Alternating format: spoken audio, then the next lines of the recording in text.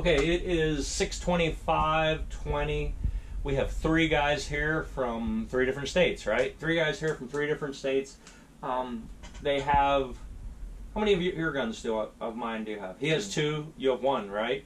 And he's a potential, he came to learn.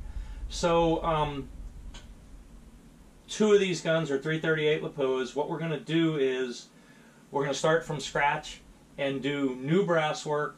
We're going to go out in the field, we're going to shoot them, and then we are going to come back in and do one-time fired brass work.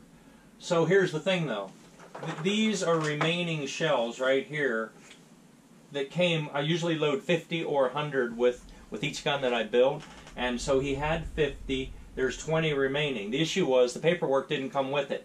So it just so happens, because I shoot every gun and I write all the information on the target, and we put the targets on our web page, because guys ask, why all that information? It's really for me. It's not really for the people, it's for me.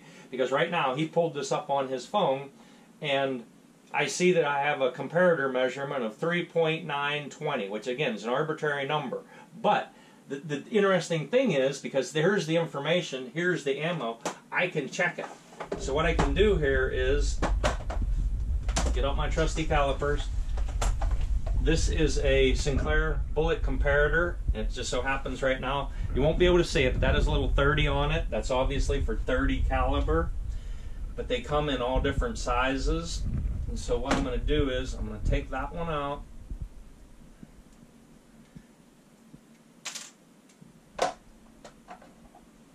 The 338 says 33 on it. Put the 33 in there.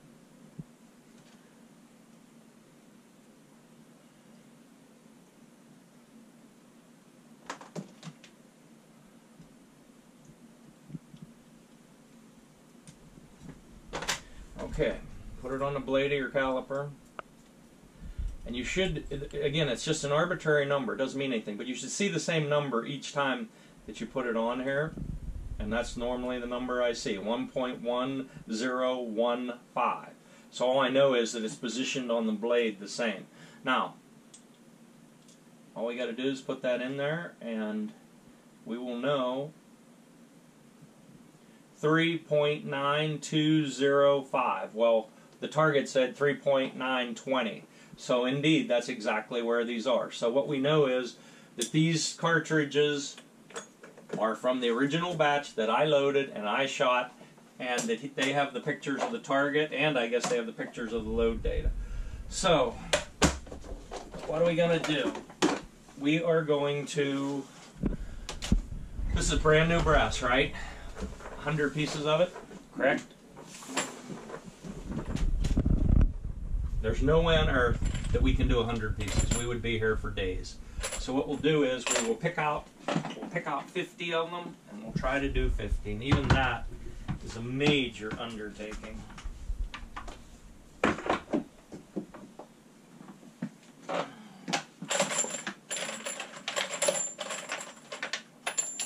We're going to do the same thing. We're going to start and stop the camera because there's no reason to use that much card and that much battery life. But each time we come to something important, or if they have questions, we'll put it up. So if I was you, I'd go ahead and shut it down.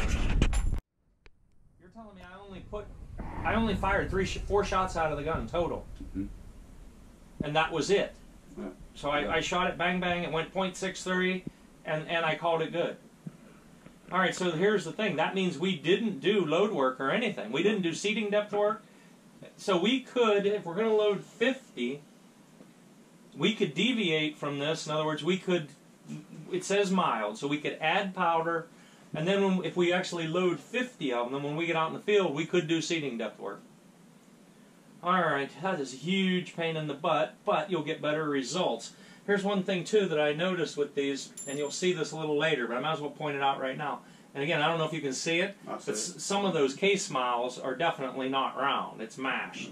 So rather than picking out the good ones, we'll purposely use these bad ones, and that's another reason why to use a dedicated expander, right? So we're going to have to do 50. We have to do everything for 50. That's like a lot of work.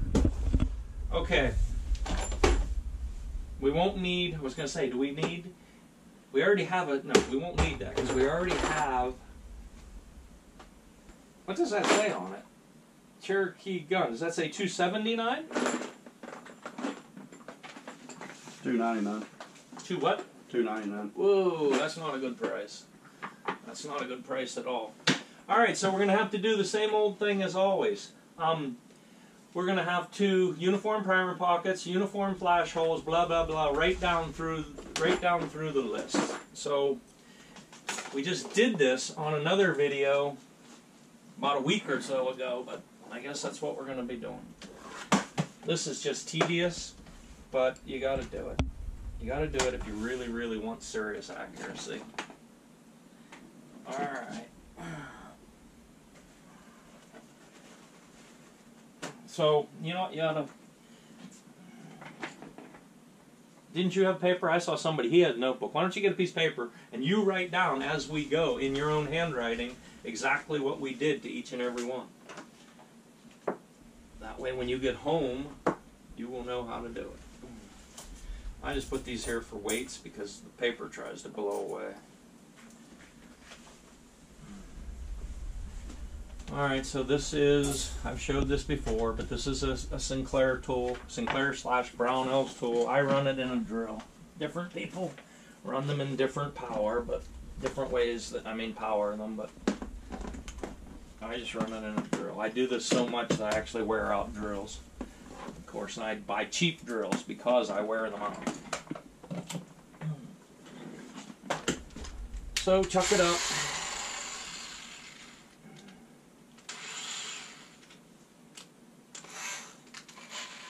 Put your handy dandy finger protector on, Uniform.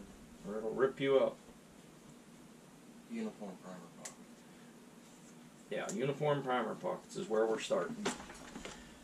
Alright, so when you do this, and I always tell people, put pressure on it, because if you just put it in there and don't put the pressure down on it, it won't cut. So again, you probably can't see it, but a whole bunch of chips just fell out of there. Some of them, some pieces of brass, some pieces and lots of brass, it will cut a lot. Some of them it will barely touch.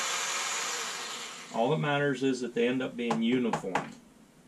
So again, there's almost certainly, the camera can't see that, but it's nice and square and it's uniform now. A uniform depth. And I mentioned this before, but I'll mention it again. There's a shoulder on it. It can only go so deep. So it's preset.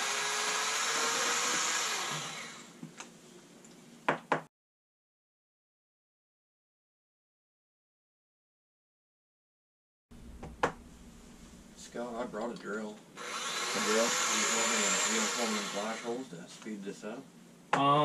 Well, actually, we have a separate drill. I hadn't thought about doing that, but Yeah. reach in there. What, did you bring a cordless drill or It's a cordless drill. You brought a cordless drill. 18 okay, volt. that'd be excellent. Go get your cordless drill. So we don't need that. Vicky, go get me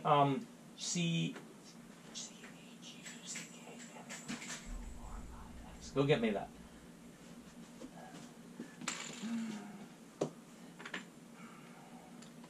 Actually, that'll speed things up quite a bit. And if there's a step 3 that I can be doing, Well, and you I know don't what? mind. Okay, so I will, after I get a few, here, you watch then. I'm going to let you sit down here and do some of these, okay? Why do I have to do all the work? Okay? okay? Are you paying attention? Yes, sir. Okay, so I'm really serious. It's quite a bit of pressure, right? I'm pushing in, Okay. I'm putting probably 50 pounds pressure on that, right? Okay. And keep going, you'll feel it. You'll feel it when it stops cutting. You can just, the cutter's not touching the bottom anymore at all.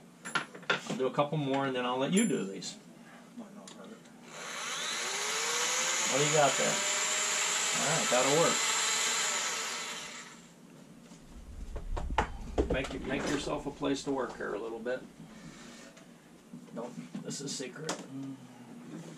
Okay,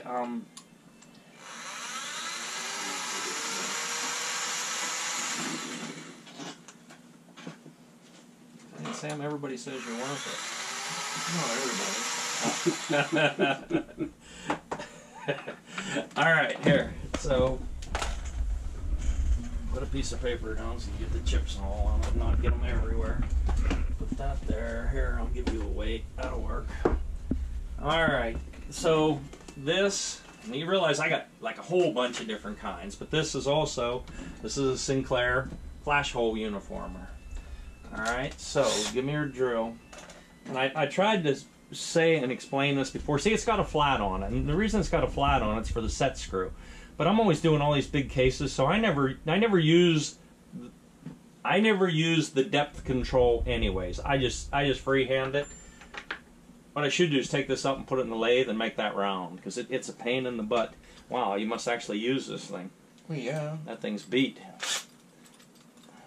Anyway, so try to get it.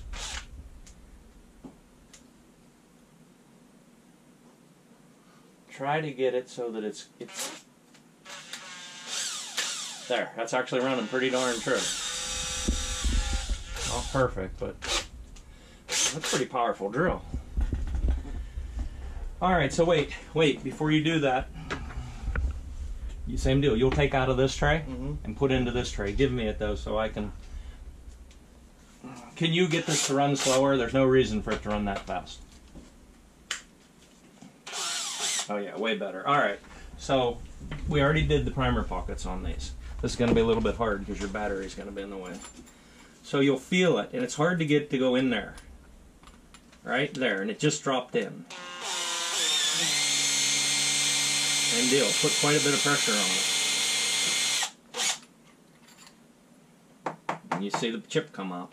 Lapua brass is like really solid and strong in the bottom, and it's thick, so you don't get as big a bevel on it.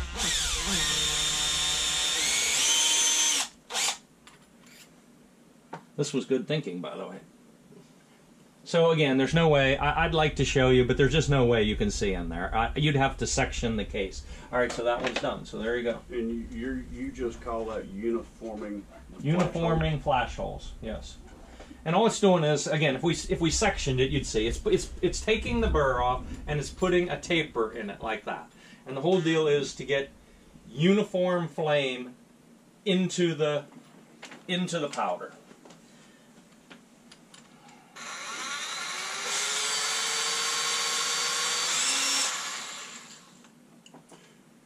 And I notice on the primer pocket, you're doing it 2 and 3 times each. You said you could feel the difference. Well, I'm clearing the chips too. Right. I'm clearing the chips and then going back and cleaning it up. On these, actually, again, I wish the camera could see it, because these are cleaning up very uniform across the bottom. I doubt the camera can see in there. Someday, if anybody out there wants to buy us a really good camera, we'll take it.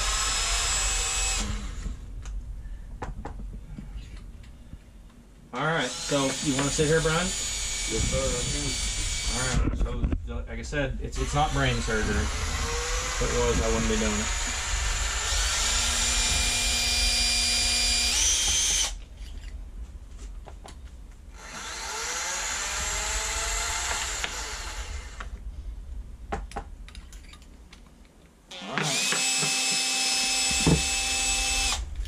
You need glasses?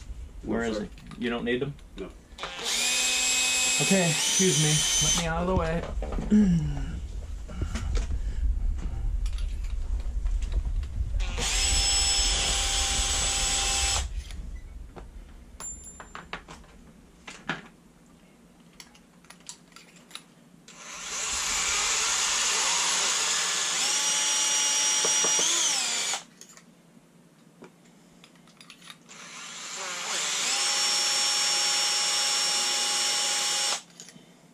Hey, Brian. Yes. Did you know that Chuck Norris still doesn't know that Texas Walker, that Walker Texas Ranger is just a TV show?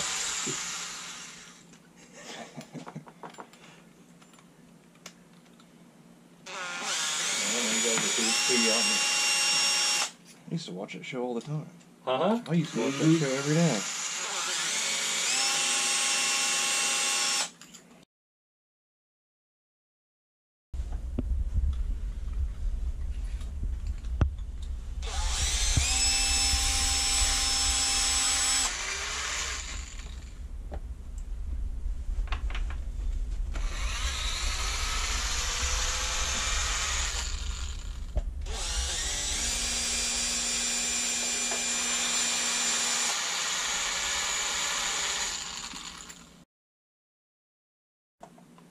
you know that Bigfoot owns a grainy video of Chuck Norris?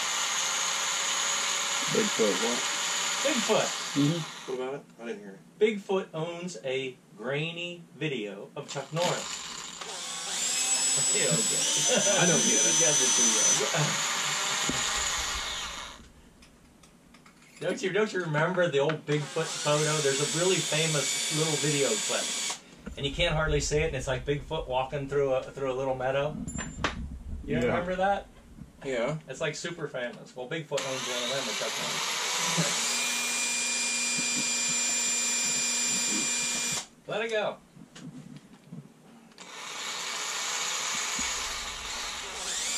I didn't give you the finger protector. Do you want it? Eventually it'll wear right through your thumb.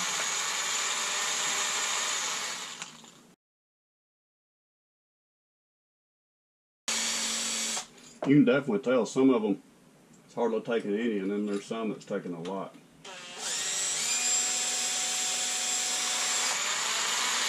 I'd say one good reason to learn reloading is simply to recognize the variance in quality of the different components. Because you will get, say you weigh bullets. Just say you just weigh them, and you'll see I have a really good scale. But say you weigh bullets, you'll get a lot number that is excellent, and you'll get a lot number that's CRAP. And it's like, okay, well, obviously they aren't going to shoot the same. Or say you check ogives on bullets, you'll get a box that they're nearly identical, and then you'll get a box that I've actually had boxes of bullets that I didn't throw away. I scrapped them, but in other words, I didn't use them. I just used them as scrap metal. Same with brass. I've had brass also that was so bad that I took it to the scrap dealer. But all of that is going to really affect the accuracy out of your gun, because I'm always telling people this. There's three things. You have to have a rifle that is properly built with a high quality barrel. Okay, that's first. Second thing is you have to have really high quality ammo that is tailored to the gun. And the third thing is you have to have optics that is equal to the other two. So you got to have three. You got to have the scope, you got to have the gun, you got to have the ammo.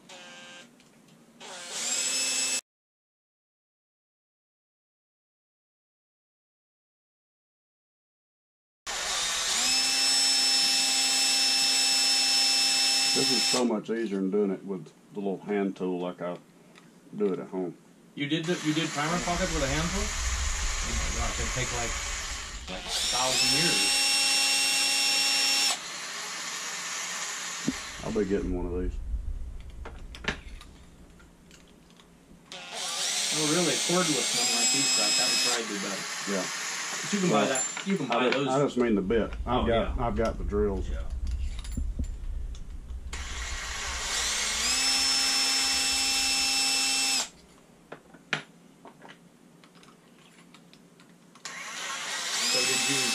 Last night, did you see the deckers? You know what deckers are? Mm-hmm. So okay. So you realize we've got our whole setup is 2 horses to ride, 2 horses to pack. So if we're gonna pack 4, we got to get 2 more deckers. Well, you've got 3 in there. No, that one's no good. It's Oh, it's not. It's just a backup. How much do those cost? More than you want. Almost $1,000 each. Wow. Yep. And you got to get bags for them too. I can get the bags. No.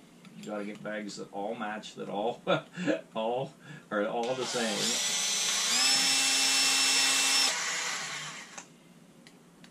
You know, I've got a system, and everybody that packs it. If you pack long enough, everybody gets a system. But the deal is so that nothing breaks, nothing wears through, nothing fails you in the backcountry. You think about it. Let's just say you've got. Let's say you only got 100 pounds on a horse, 100 pounds worth of gear. If something fails and you're 30 miles in the woods, what are you going to do? Right.